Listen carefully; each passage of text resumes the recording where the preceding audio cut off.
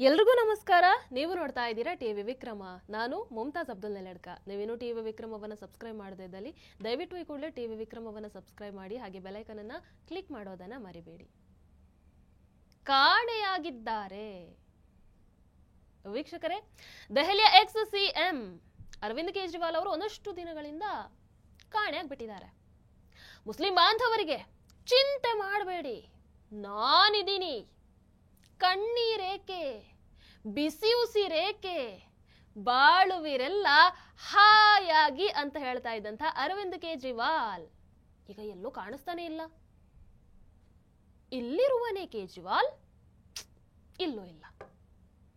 ಅಲ್ಲಿರುವನೇ ಕೇಜ್ರಿವಾಲ್, ಅಲ್ಲೂ ಇಲ್ಲ. ಹಾಗಾದ್ರೆ ಅರವಿಂದ್ ಕೇಜ್ರಿವಾಲ್ ಅವರು ಎಲ್ಲಿದ್ದಾರೆ? ಅರವಿಂದ್ ಕೇಜ್ರಿವಾಲ್ ಅವರು ಹೆದರ್ಕೊಂಡು ಓಡಿ ಸೇಫ್ ಆಗಿ ಒಂದು ಬಿಲವನ್ನ ಸೇರ್ಕೊಂಡು ಬಿಟ್ಟಿದ್ದಾರೆ. ವೀಕ್ಷಕರೇ, ಯೋಗಿ ಆದಿತ್ಯನಾಥ್ ಜಿ ಅವರು ವಕ್ಫ್ ಕಬ್ಜಾ ಮಾಡ್ಕೊಂಡಿರುವಂತಹ ಎಲ್ಲಾ ಭೂಮಿ ಮೇಲೆ ಎಲ್ರಿಗಿಂತ ಜಾಸ್ತಿ ತಲೆ ಕೆಡಿಸ್ಕೊಂಡು ಕೂತಿದ್ದಾರೆ. ಬೆಳಗಿನ ಜಾವ 4 ಗಂಟೆಗೆ ವಕ್ಫ್ ಕಬ್ಜಾ ಮಾಡ್ಕೊಂಡಿರುವಂತಹ ಆ ಅಕ್ರಮ ಆಸ್ತಿಗಳನ್ನ ವಶಕ್ಕೆ ತಗೊಳ್ಬೇಕು ಅನ್ನುವಂತ ಒಂದು ಆದೇಶವನ್ನ ಕೊಡ್ತಾರೆ ಅಂತ ಅಂದ್ರೆ ಯೋಗಿಜಿ ಇದಕ್ಕಾಗಿ ಎಷ್ಟು ಕಾದು ಕೂತಿದ್ರು ಅಂತ ನೀವೇ ಒಂದು ಬಾರಿ ಲೆಕ್ಕ ಹಾಕಿ. ಸಂಭಲ್, ಅದಾದ ನಂತರ ಜ್ಞಾನವ್ಯಾಪಿ, ಅದಾದ ನಂತರ ಮಹಾಕುಂಭ ಮೇಳದ ಯಶಸ್ಸು, ಈಗ ವಕ್ಫ್ ಬಿಲ್ ತಿದ್ದುಪಡಿ. ಹಾಗಾಗಿ ಈಗ ಯೋಗಿಜಂತೂ ಅಲ್ಲಿ ಸಿಕ್ಕಾಪಟ್ಟೆ ಬ್ಯುಸಿ ಆಗಿಬಿಟ್ಟಿದ್ದಾರೆ. ಈ ಕಡೆ ನೋಡಿದ್ರೆ OIC, ಆ ಕಡೆ ನೋಡಿದ್ರೆ PFI, ಇನ್ನೀ ಕಡೆ all India Muslim personal law ದಿಯೋ ಬಂದ್. ಎಲ್ರಿಗೂ ಇರುವಂತದ್ದು ಒಂದೇ ಒಂದು ತೊಂದರೆ, ಏನು?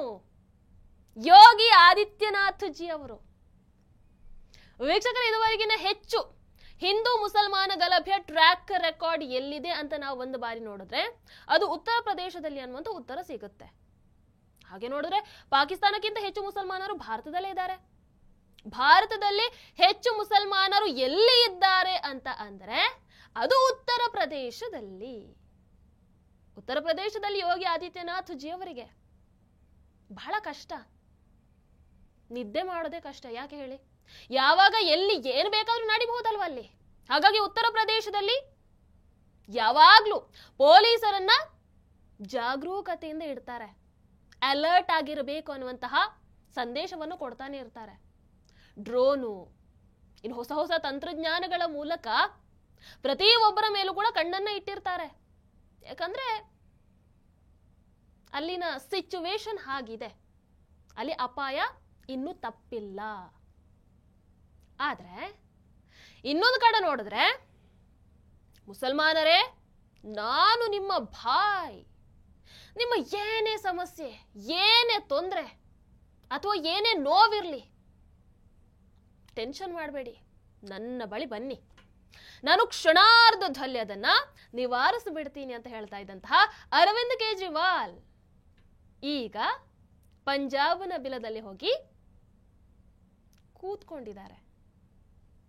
ಎಸ್, ವಕ್ಫ್ ಬಿಲ್ ದೇಶದಲ್ಲಿ ಇಷ್ಟೆಲ್ಲ ಸದ್ದು ಮಾಡ್ತಾ ಇದ್ರು ಕೂಡ ಅರವಿಂದ್ ಕೇಜ್ರಿವಾಲ್ ಯಾಕೆ ಎಲ್ಲೂ ಕೂಡ ಕಾಣಿಸ್ಕೊಳ್ತಾ ಇಲ್ಲ? ಯಾವಾಗ್ಲೂ ಮುಸಲ್ಮಾನರೇ, ನಾನು ಯಾವತ್ತೂ ಕೂಡ ನಿಮ್ಮನ್ನ ಬಿಟ್ಟು ಹೋಗಲ್ಲ, ನಾನು ಯಾವತ್ತಿದ್ರೂ ನಿಮ್ಮವನೇ ಅಂತ ಸಪೋರ್ಟ್ ಮಾಡ್ತಾ ಇದ್ದಂತಹ ವ್ಯಕ್ತಿ ದೆಹಲಿಯಲ್ಲಿ ಮಸೀದಿ, ಮದ್ರಸಾ ಇದರಲ್ಲಿರುವಂತಹ ಮೌಲಾನಗಳಿಗೆ ಸಂಬಳವನ್ನ ಹೆಚ್ಚು ಮಾಡಿದಂತಹ ಅರವಿಂದ್ ಕೇಜ್ರಿವಾಲ್ ಸಂಬಳ ಹೆಚ್ಚು ಮಾಡಿದಷ್ಟೇ ಆಯ್ತಾ, ಬಟ್ ಕೊಡ್ಲಿಲ್ಲಂತೆ. ಬಟ್ ಏನೇ ಆಗ್ಲಿ ಕೊಡ್ತೀನಿ ಅಂತ ಹೇಳಿದ್ರಲ್ವಾ, ಹೋಗ್ಲಿ. ಹಾಗಾಗಿ ಇಷ್ಟೆಲ್ಲ ಹೇಳ್ತಾ ಇದ್ದಂತಹ ಅರವಿಂದ್ ಕೇಜ್ರಿವಾಲ್, ಇಷ್ಟೆಲ್ಲ ಮಾಡಿದ್ದಂತಹ ಅರವಿಂದ್ ಕೇಜ್ರಿವಾಲ್ ಈಗ ಸಡನ್ ಆಗಿ ಏನಾಯ್ತು ಅವರಿಗೆ? ಎಲ್ಲಿ ಹೋಗ್ಬಿಟ್ರು? ರಾಹುಲ್ ಗಾಂಧಿ ಆದ್ರೆ ಪಾಪ ಕನಿಷ್ಠ ಪಕ್ಷ ಅಲ್ಲೊಂದು ಇಲ್ಲೊಂದು ಏನೋ ಒಂದು ಹೇಳಿಕೆಯನ್ನು ಕೊಟ್ಟಾದ್ರೂ ಕಾಣಿಸ್ಕೊಳ್ತಾ ಇದ್ದಾರೆ.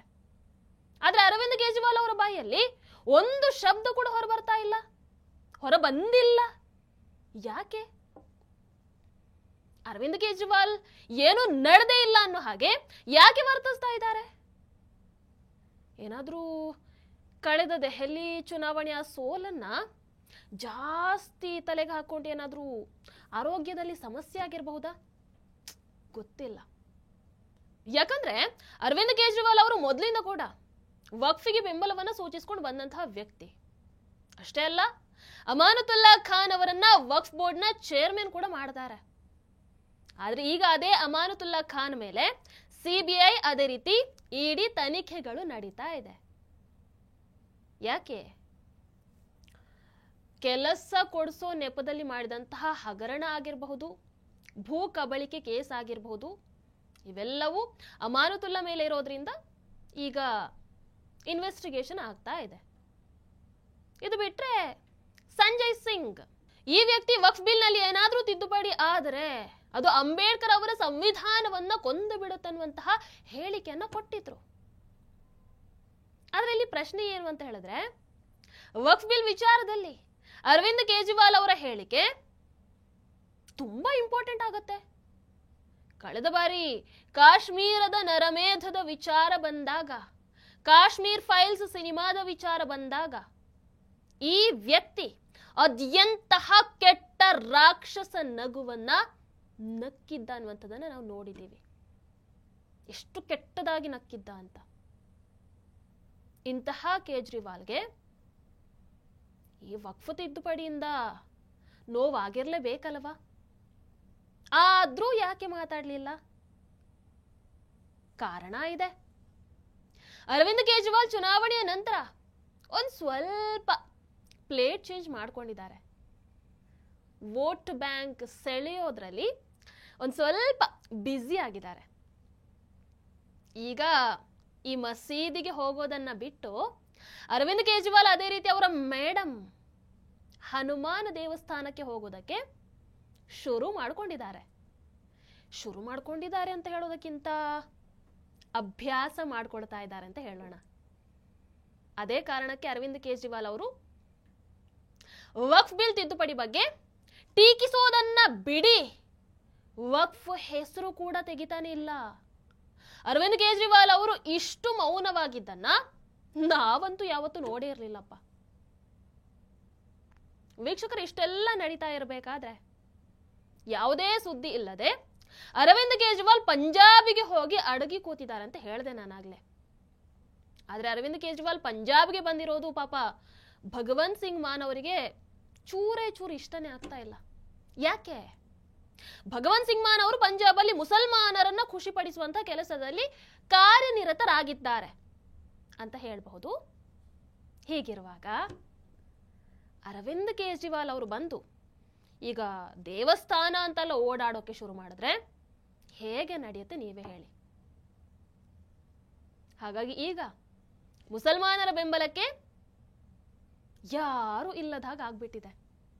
ಯಾವಾಗ್ಲೂ ಜೊತೆಯಲ್ಲೇ ಇರ್ತಾ ಇದ್ದಂತಹ ಕಾಂಗ್ರೆಸ್, ರಾಹುಲ್ ಗಾಂಧಿ ಈ ಬಾರಿ ಮಾತೇ ಆಡ್ಲಿಲ್ಲ. ವಿರೋಧ ಪಕ್ಷದ ನಾಯಕ ಮಾತೇ ಆಡ್ಲಿಲ್ಲ. ಯಾಕೆ? ಹೇಳಿದೀನಿ ನಾನು ಮೊನ್ನೆ ಕೂಡ, ರಾಹುಲ್ ಗಾಂಧಿಗೆ ಗೊತ್ತಿದೆ ಈಗ ಮಾತಾಡಿದ್ರೆ ಅಲ್ಲಿ ಕ್ರಿಶ್ಚಿಯನರ ವೋಟ್ ಹಾಳಾಗಿ ಹೋಗುತ್ತೆ, ಈ ಕಡೆ ದಲಿತರ ವೋಟ್ ಹಾಳಾಗಿ ಹೋಗುತ್ತೆ. ಈಗ ಏನಿದ್ರು ಅಬ್ಬಾಜಾನಂತಹ ಲೋಕಲ್ ಪಕ್ಷಗಳೇ ಪಾಪ ಸಪೋರ್ಟ್ ಮಾಡ್ಬೇಕಷ್ಟೆ. ಅರವಿಂದ್ ಕೇಜ್ರಿವಾಲ್ ಲೆಕ್ಕ ಹಾಕ್ತಾ ಇರಬಹುದು, ನಾನೀಗ ವಕ್ಫ್ ಬಿಲ್ ಬಗ್ಗೆ ಮಾತಾಡದೇ ಇದ್ರೆ ಹಿಂದೂಗಳ ವೋಟ್ ನನಗೆ ಸಿಗಬಹುದು ಮುಂದೆ ಅಂತ. ಆದ್ರೆ ಪಾಪ ಅವ್ರಿಗೆ ಗೊತ್ತಿಲ್ಲ, ಆಲ್ರೆಡಿ ಹಿಂದೂ ವೋಟ್ಗಳನ್ನ ಬಿಜೆಪಿ ಭದ್ರ ಮಾಡ್ಕೊಂಡಿದೆ. ನನ್ನ ಪ್ರಕಾರ ಭದ್ರ ಮಾಡ್ಕೊಳ್ಳುವಂತ ಅವಶ್ಯಕತೆ ಇಲ್ಲ ಅಂತ ಅಂದುಕೊಳ್ಳುತ್ತೀನಿ. ಬಿಜೆಪಿ ಮಾಡ್ತಾ ಇರುವಂತಹ ಕೆಲಸ ಪ್ರತಿಯೊಬ್ಬರನ್ನು ಕೂಡ ಸೆಳೆಯುತ್ತೆ, ಅದರಲ್ಲಿ ಎರಡು ಮಾತಿಲ್ಲ. ಅರವಿಂದ್ ಕೇಜ್ರಿವಾಲ್ ಅವರು ಈ ಡ್ರಾಮಾವನ್ನ ಮಾಡೋದ್ರ ಬದಲು ಸುಮ್ಮನೆ ವಕ್ಫ್ ಬಿಲ್ ತಿದ್ದುಪಡಿಯನ್ನ ವಿರೋಧ ಮಾಡಿದಿದ್ದರೆ ಹಿಂದೆ ಬರ್ತಾ ಇದ್ವಲ್ಲ ವೋಟ್ಗಳು, ಅಟ್ಲೀಸ್ಟ್ ಅವುಗಳಾದ್ರೂ ಬರ್ತಾ ಇದ್ವೋ ಏನೋ ಅಲ್ವಾ?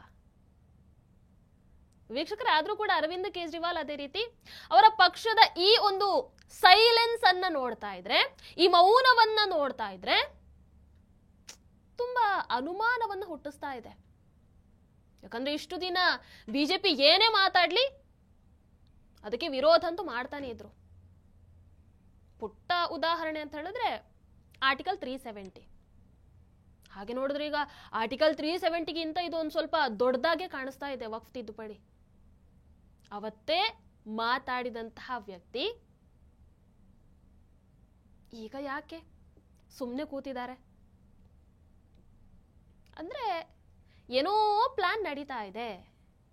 ಈ ಬಿಲ್ ಪಾಸ್ ಆದಾಗ ಸುಮ್ಮನೆ ಇರೋದು ಕೇಜ್ರಿವಾಲ್ ಅವರ ಸಾಮಾನ್ಯ ನಡವಳಿಕೆ ಅಂತೂ ಅಲ್ಲವೇ ಅಲ್ಲ. ಹಾಗಾದ್ರೆ ಕೇಜ್ರಿವಾಲ್ ಅವರ ತಲೆಯಲ್ಲಿ ಬೇರೆ ಏನೋ ನಡೀತಾ ಇದೆ ಅಂತ ಅರ್ಥ. ಇನ್ನೊಂದು ಕಡೆ ನೋಡಿದ್ರೆ ರೇಖಾ ಗುಪ್ತಾ ಅವರು ಎಲ್ಲರ ಮುಂದೆ ಬಂದು ಎಲೆಕ್ಷನ್ ಅಲ್ಲಿ ಬಿಜೆಪಿ ಗೆಲ್ಲೋದಕ್ಕೆ ಕಾರಣ ಆ ಕ್ರೆಡಿಟ್ ಅನ್ನ ಅರವಿಂದ್ ಕೇಜ್ರಿವಾಲ್ ಅವರಿಗೆ ಕೊಟ್ಟಿದ್ದಾರೆ. ಅರವಿಂದ್ ಕೇಜ್ರಿವಾಲ್ ಅದರ ಜೊತೆಗೆ ಕಾಂಗ್ರೆಸ್ ಕೂಡ ನಮಗೆ ಬಹಳ ಸಹಾಯವನ್ನ ಮಾಡಿದೆ ಗೆಲ್ಲೋದಕ್ಕೆ ಅಂತ ಹೇಳಿದ್ದಾರೆ. ಸಹಾಯ ಮಾಡಿದ್ರ? ಏನ್ ಸಹಾಯ ಮಾಡಿದ್ರು? ಸಹಾಯ ಮಾಡಿದ್ದು ಅಂತ ಹೇಳಿದ್ರೆ ಅರವಿಂದ್ ಕೇಜ್ರಿವಾಲ್ ಅವರ ಗುಂಡಿಯನ್ನ ಅವರೇ ತೋಡ್ಕೊಂಡ್ರು. ಅವರದ್ದೇ ಪಕ್ಷದ ಸ್ವಾತಿ ಮಲಿವಾಲ್ ಅರವಿಂದ್ ಕೇಜ್ರಿವಾಲ್ ಅವರ ಮೇಲೆ ಈ ಕಡೆ ಶಿಕ್ಷಣ ಹಗರಣ, ಆ ಕಡೆ ಮದ್ಯದ ಹಗರಣ, ಹೀಗೆ ಎಲ್ಲವನ್ನ ಹಾಕಿ ಅಂತೂ ದೆಹಲಿಯಲ್ಲಿ ಬಿಜೆಪಿ ಗೆಲ್ಲೋದಕ್ಕೆ ಕಾರಣ ಆಯ್ತು. ಅದರ ಜೊತೆಗೆ ದೆಹಲಿಯನ್ನ ಉಡ್ತಾ ಪಂಜಾಬ್ ರೀತಿ ಮಾಡೋದಕ್ಕೆ ಹೊರಟಿದ್ರು ಅರವಿಂದ್ ಕೇಜ್ರಿವಾಲ್ ಅವರು. ಮಕ್ಕಳು ನಶೆಯಲ್ಲೇ ಇರೋ ಹಾಗೆ ಮಾಡಿದ್ರು. ಎಲ್ಲ ಕಾರಣ ಕೂಡ ಬಿಜೆಪಿಯ ಗೆಲುವಿಗೆ ಕಾರಣ ಆಗತ್ತೆ. ವೀಕ್ಷಕರು, ಇನ್ನು ವಕ್ಫ್ ಬೋರ್ಡ್ ಹಿಂದೂಗಳ ನಂತರ ಹೆಚ್ಚು ಯಾರ ಭೂಮಿಯನ್ನ ಕಬ್ಜಾ ಮಾಡ್ತಾ ಇತ್ತು ಅಂತ ಹೇಳಿದ್ರೆ ಅದು ಸಿಖ್ ಸಮುದಾಯದ ಭೂಮಿಯನ್ನ. ಹಾಗಾಗಿ ಏನಾದ್ರೂ ಕೇಜ್ರಿವಾಲ್ ಈಗ ಅಲ್ಲಿ ಹೋಗಿ ಮಾತಾಡಿದ್ರೆ, ವಕ್ಫ್ ಬಿಲ್ ತಿದ್ದುಪಡಿ ಬಗ್ಗೆ ವಿರೋಧವನ್ನ ವ್ಯಕ್ತಪಡಿಸಿದ್ರೆ ಪಂಜಾಬ್ನಲ್ಲಿ ಸಿಖ್ಖರ ವೋಟ್ ಎಗರ್ಕೊಂಡು ಹೋಗುತ್ತೆ ಅನ್ನುವಂಥದ್ದು ಗೊತ್ತು. ಪಾಪ ಇದು ಕೇಜ್ರಿವಾಲ್ಗೆ ಇಷ್ಟ ಇಲ್ಲ. ಹಾಗಾಗಿ ಇವೆಲ್ಲವನ್ನ ಗಮನದಲ್ಲಿ ಇಟ್ಕೊಂಡು ಕೇಜ್ರಿವಾಲ್ ಅವರು ಸದ್ಯಕ್ಕೆ ಏನು ಮಾತನಾಡದೆ ತಣ್ಣಗೆ ಇದ್ದಾರೆ, ಮೌನಕ್ಕೆ ಜಾರಿದ್ದಾರೆ. ನೋಡೋಣ ಮುಂದೆ ಏನಾಗುತ್ತೆ, ಏನೇನ್ ಮಾಡ್ತಾರೆ ಅಂತ. ಅಲ್ಲಿವರೆಗೂ ಕಾಯೋಣ. ನೀವೇನಂತೀರಾ? ನಿಮ್ಮ ಅನಿಸಿಕೆಯನ್ನು ದಯವಿಟ್ಟು ಕಾಮೆಂಟ್ ಮೂಲಕ ತಿಳಿಸಿ. ಹಾಗೆ ವಿಡಿಯೋ ನಿಮಗೆ ಇಷ್ಟ ಆದಲ್ಲಿ ಲೈಕ್ ಮಾಡಿ, ಶೇರ್ ಮಾಡಿ. ನಮಸ್ಕಾರ. ಟಿವಿ ವಿಕ್ರಮ, ದೇಶ ನಿಮ್ಮ ಕೈಯಲ್ಲಿ. ಈ ಕಾರ್ಯಕ್ರಮ ನಿಮಗೆ ಇಷ್ಟ ಆಗಿದ್ದಲ್ಲಿ ಲೈಕ್, ಶೇರ್ ಹಾಗೂ ಕಮೆಂಟ್ ಮಾಡಿ. ಟಿವಿ ವಿಕ್ರಮದ ಕಾರ್ಯಕ್ರಮಗಳನ್ನು ನಿರಂತರವಾಗಿ ವೀಕ್ಷಿಸಲು ಸಬ್ಸ್ಕ್ರೈಬ್ ಮಾಡಿ, ಬೆಲ್ ಐಕನ್ ಒತ್ತಿ.